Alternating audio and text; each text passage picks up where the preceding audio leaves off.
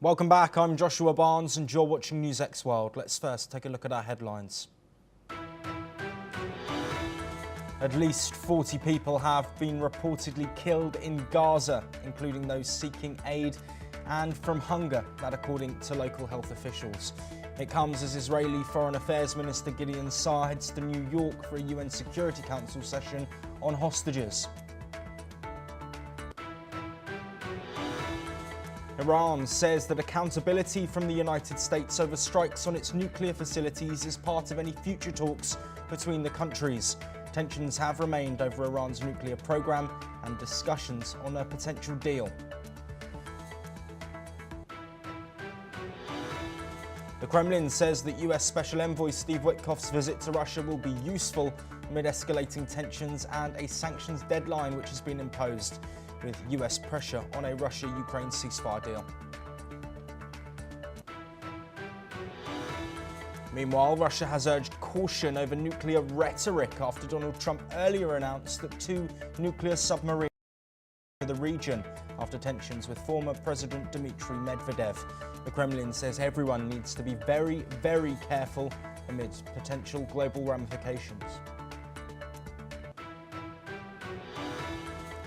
Talks between Cambodia and Thailand have been taking place in Malaysia as a fragile ceasefire holds after 5 days of fighting along the disputed border area. Dozens of deaths were reported, with hundreds of thousands displaced. South Africa has outlined support measures in response to US tariffs. The Minister of International Relations says South Africa is strengthening trade partnerships after the Trump administration's tariff action.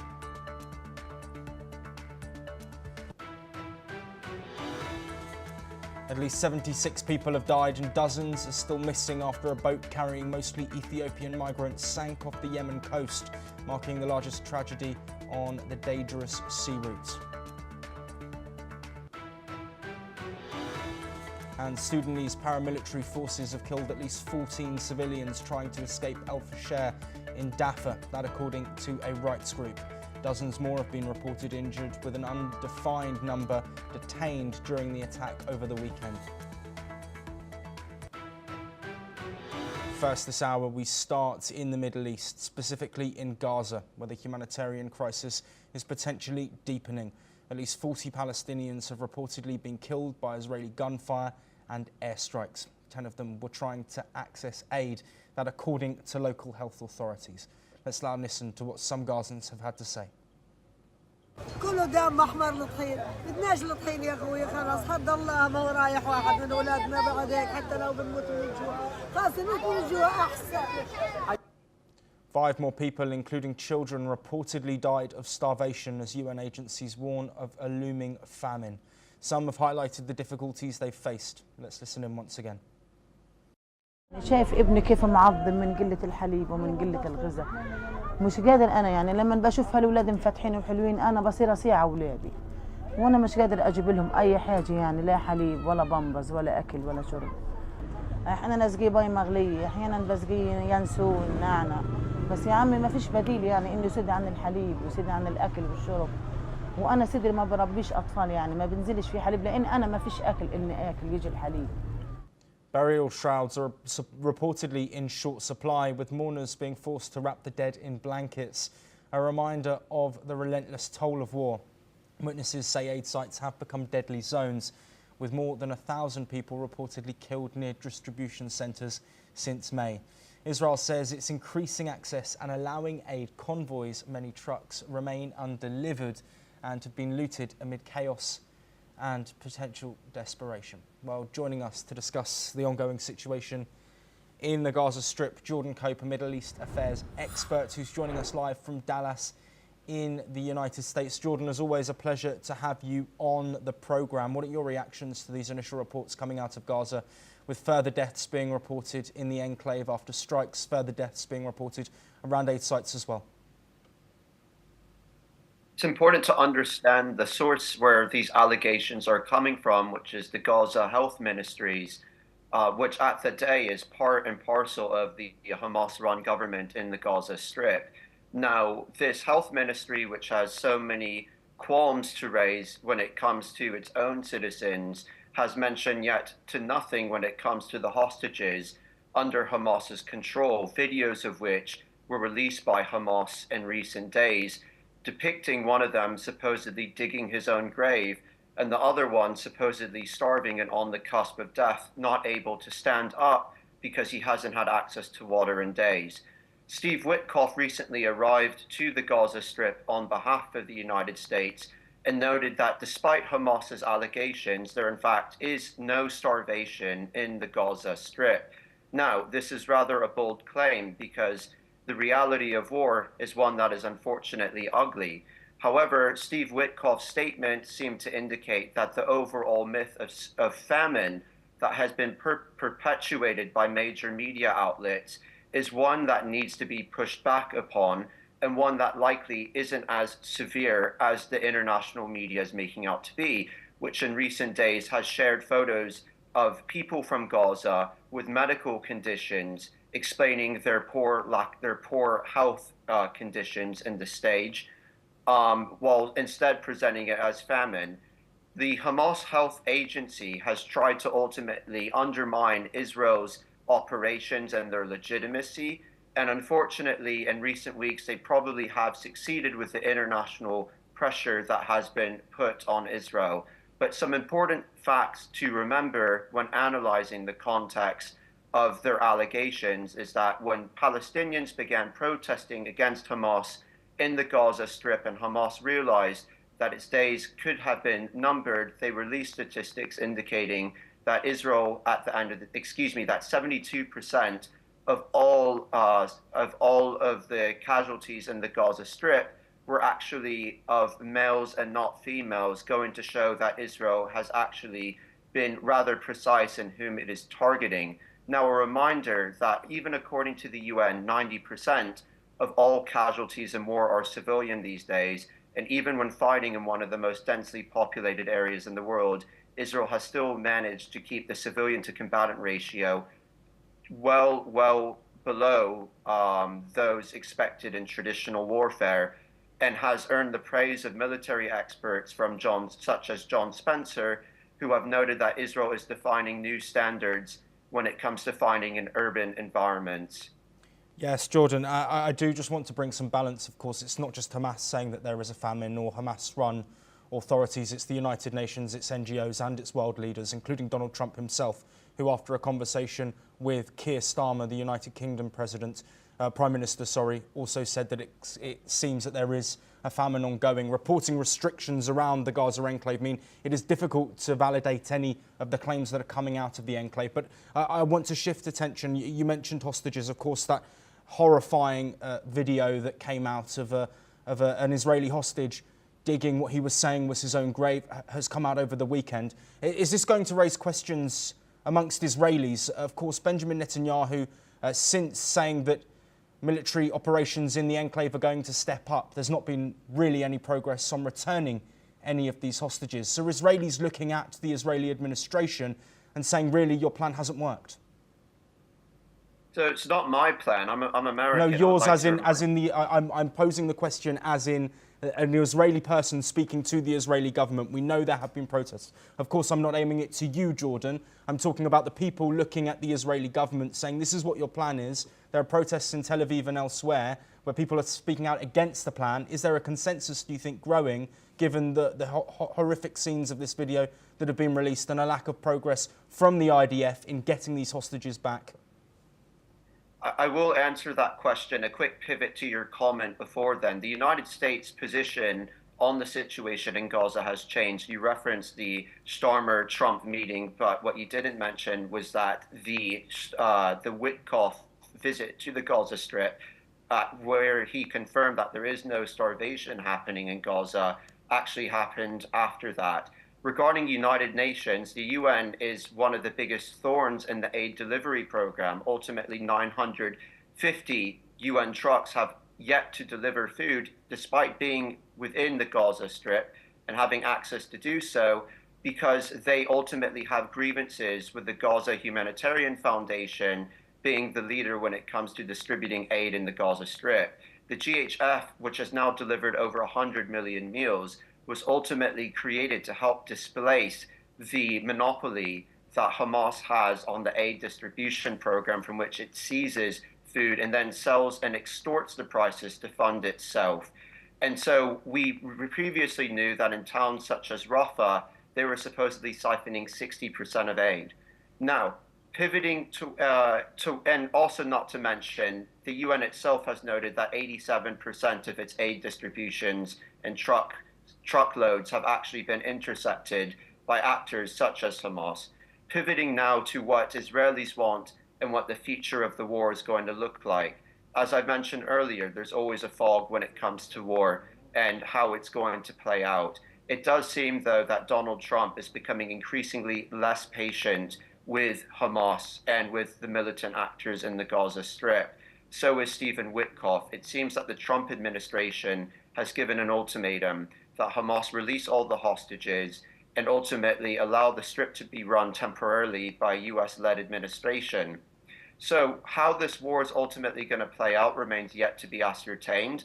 There are rumors that Donald Trump might have even told Israeli leadership to agree to a ceasefire deal and then to backtrack on it once the hostages are freed. But the Israeli public remains very concerned, as always, with their citizens that continue to remain in Hamas control in dire conditions. It's clear that the Hamas fighters from videos are well fed from these videos. They appear to be in perfect health. I would argue in even better health than I am. It seems like their muscle tone is quite accentuated, and they are definitely getting the daily calories they need and even more. And there have been videos that have surfaced showing Hamas having near banquets in their tunnels, eating the finest of fruits, eating the finest of foods, and it's clear where that aid is going.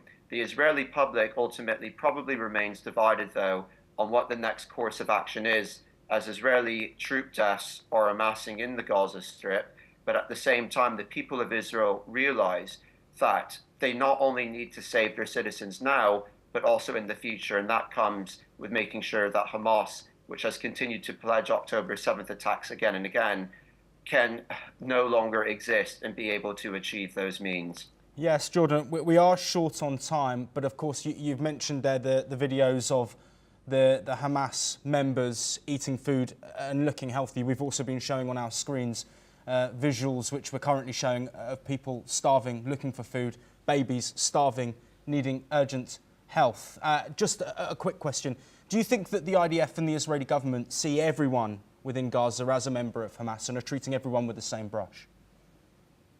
That's obviously not true, because Israel has been working with the Abu Shabab militia to try to get civilians into safe zones. Israel has instituted 10-hour ceasefires a day in certain areas, which is to the benefit of Hamas's fighters, ultimately with the intent of trying to save civilians. It's provided millions of evacuation notices, unlike any other country in modern-day warfare, to save civilians and to get them out of harm's way.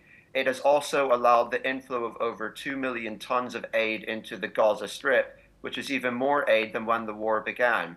And all of this is coming despite Palestinian polls themselves suggesting that 50% of the Palestinian people still support the October 7th attacks. Israel still nonetheless has tried to save civilians as much as it can, and in one of the most densely populated areas of the world, no less, ultimately causing some of its troops to die in the process by resorting to on-the-ground military tactics instead of airstrikes as often as it could. Jordan, thank you ever so much for that insight. You will be staying with us as we pivot. We stay in the Middle East, but pivot, as Iran has said that it would hold the United States accountable for attacks on its nuclear sites in any future negotiations, while ruling out direct talks with Washington. The United States had struck key Iranian nuclear facilities on June the 22nd, briefly joining a war launched by Israel that had derailed talks on Tehran's nuclear program. In mid-June, Israel launched an unprecedented attack targeting Iranian nuclear and military sites. US forces joined with attacks on nuclear facilities at Fordo, Isfahan and Natanz.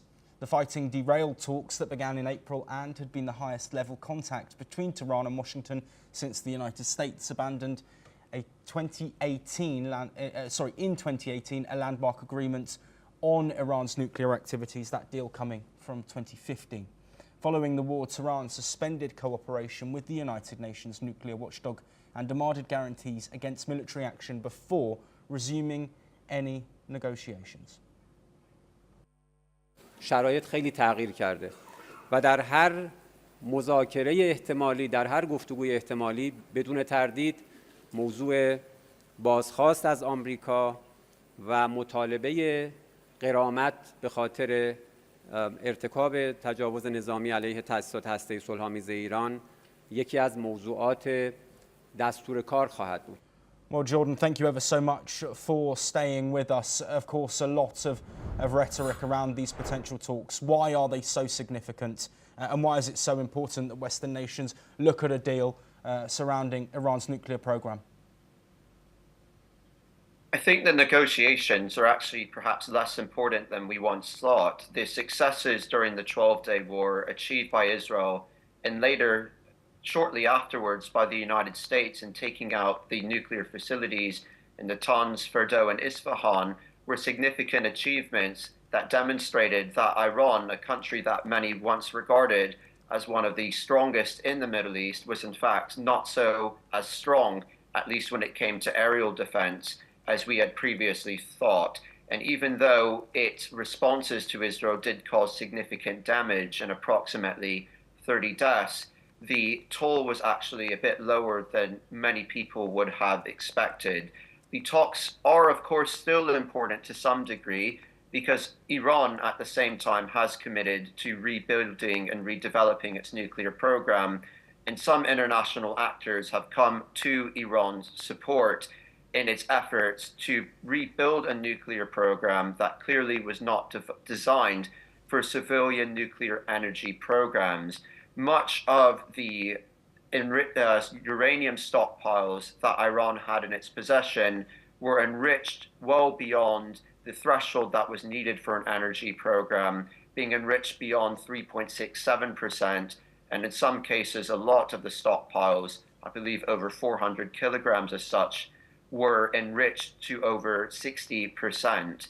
And so it's important to reach a deal as best as we can, but it's also important to note that Iran has been in defiance of its obligations under international law, according not just to its violations of the Nuclear Non-Proliferation Treaty, for which it is a member, but on top of that, the JCPOA itself, even though the United States might have withdrawn from the agreement, there are multiple other international actors party to that deal, to which Iran ultimately owed its obligations to not enrich any further to.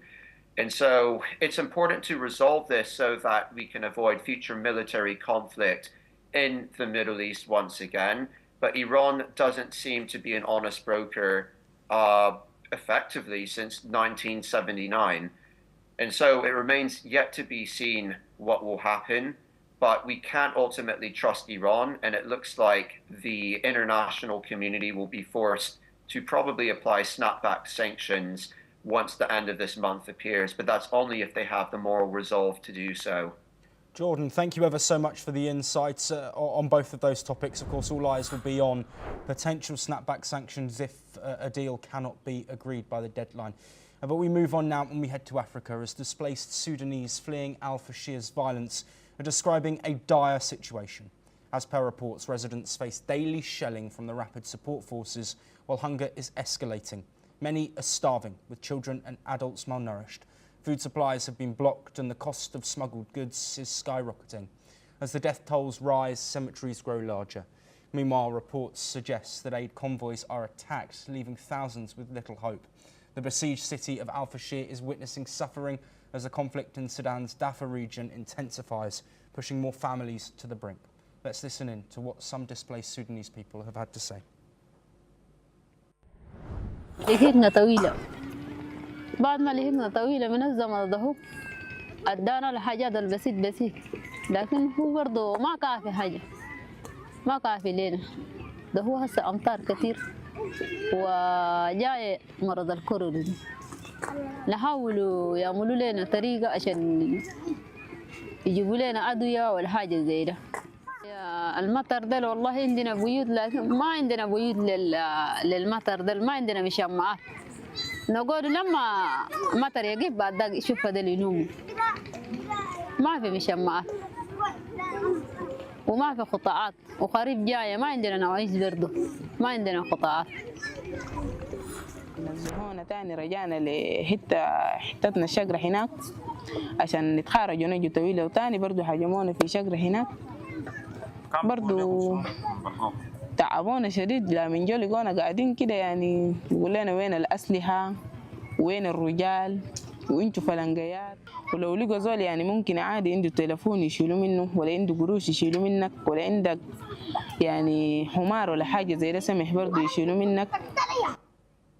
Well, joining us to discuss this extremely difficult situation, Osanyin Taiwo, a policy and strategic implementation expert who joins us from Abuja in Nigeria. Thank you ever so much, Osanyin. Could you please detail some of the difficulties surrounding this situation and what's really needed now to look at a humanitarian situation, not just on the ground, but of course across the country? Thank you very much for having me.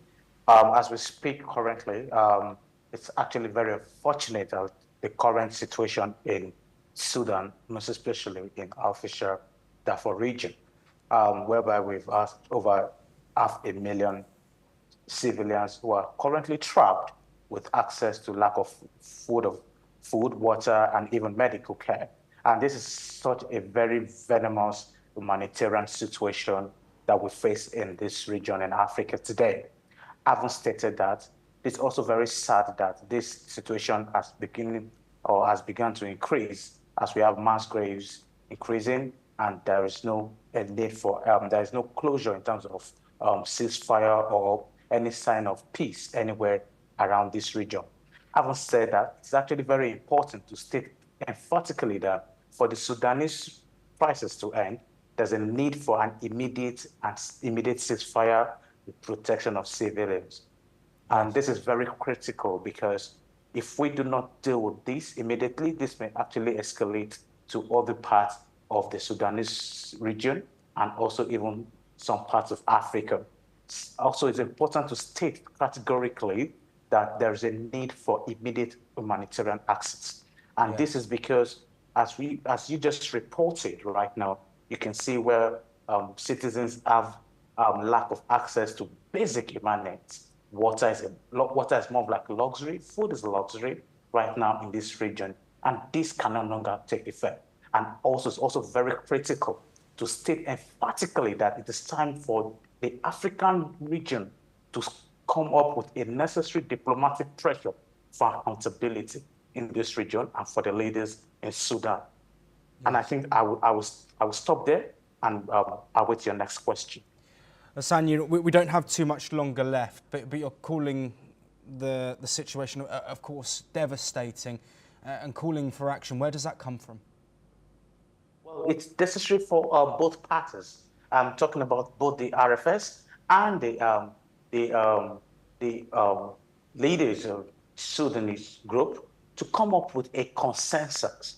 There's a need for a consensus. There's a need to show this sword and talk about peace. There's a need to sit on the round table for peace. And then if this is very difficult for any of these parties, then it is time for the international organizations like the African Union and African region, that is the African Union, to put necessary diplomatic pressure and accountability on them. And it's not actually very necessary that at the way we stand right now, there's a need for a long-term political dialogue in Sudan.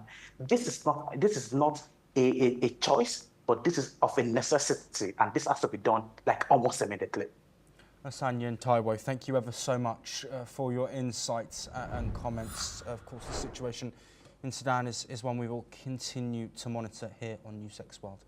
We move on now, though, as Trump's special envoy, Steve Witkoff, is expected to visit Russia on Wednesday. That, according to sources, this comes as Donald Trump has set a deadline of Friday for Russia to agree to an end of the war or face new sanctions. Trump has threatened to impose very severe tariffs on Russia if it fails to reach a ceasefire deal with Ukraine soon.